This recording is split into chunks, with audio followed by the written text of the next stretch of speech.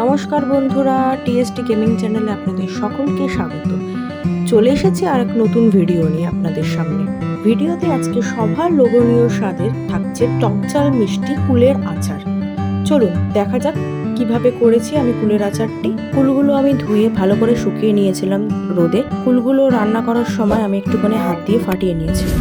কুলের আচার করতে কি কি উপকরণ লাগে আসুন দেখে নিই। প্রথমে লাগছে আখের গুড়, তারপর লাগছে গোটা শুকনো লঙ্কা, গোটা গোলমরিচ, মৌরি, তেজপাতা, ধনে গুঁড়ো। আমার কাছে গোটা ধনে ছিল না, সেজন্য আমি ধনে গুঁড়ো ব্যবহার করেছিলাম, 5 ফোড়ন, গোটা জিরে আর বিট নুন ব্যবহার করেছে, সর্ষের তেল। এই হচ্ছে আমার পুরো উপকরণ, কি কি লাগছে এই কুলের আচার করতে।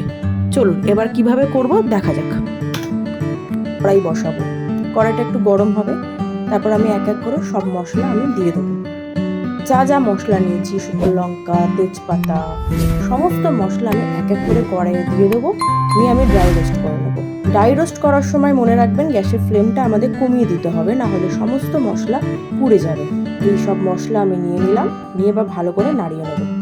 ভালো করে একটুখানি ড্রাই রোস্ট করে নেওয়ার পর মশলাটা আমি একটু ঠান্ডা করে মিক্সারে বেটে নেবো। মিক্সারে বাটা হচ্ছে, আমার বাটা হয়ে গেছে মিক্সারে। ভালো করে একটুখানি বাটবেন।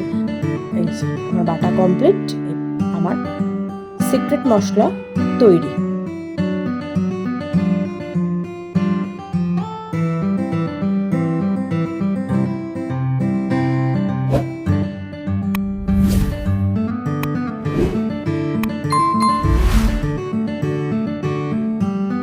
চলুন এবার রান্নাটা শুরু করা যাক। কড়াইয়ে একটু আমি সর্ষের তেল দেব, অল্প একটু সর্ষের তেল দেবো। তেলটা গরম হয়ে যাওয়ার পর আমি এক এক করে সব কুলগুলো দিয়ে দেবো। গরম সর্ষের তেলে আমি কুলগুলো একটু ভালো করে নাড়াচাড়া করে নেব। খুব একটা বেশি ভাজবো না, কুলগুলো একটু নাড়াচাড়া করে নেব।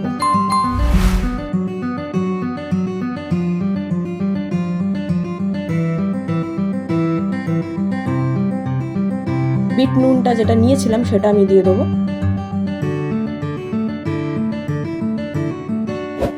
এবার আমি গুড়টা দিয়ে দেবো। গুড়টা একটুখানি গুঁড়ো করে দিলে একটু ভালো হয়। আমি একটুখানি হালকা করে গুঁড়ো করে দিয়েছিলাম যাতে মেল্ট হতে খুব সুবিধা হয়।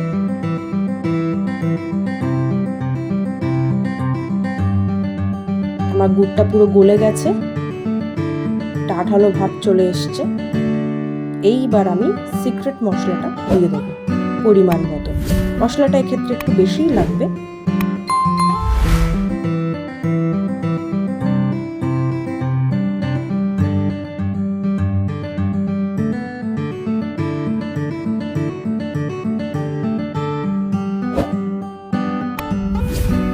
আমাদের লোভনীয় স্বাদের টকঝাল মিষ্টি আচার পুরো তৈরি। কেমন হয়েছে বলুন দেখে।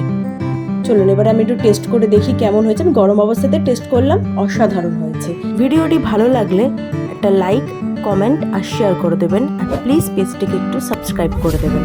তাহলে আজ আসি, আবার এক নতুন ভিডিও নিয়ে আপনাদের সাথে দেখা হবে। ততক্ষণে ভালো থাকবেন, সুস্থ থাকবেন।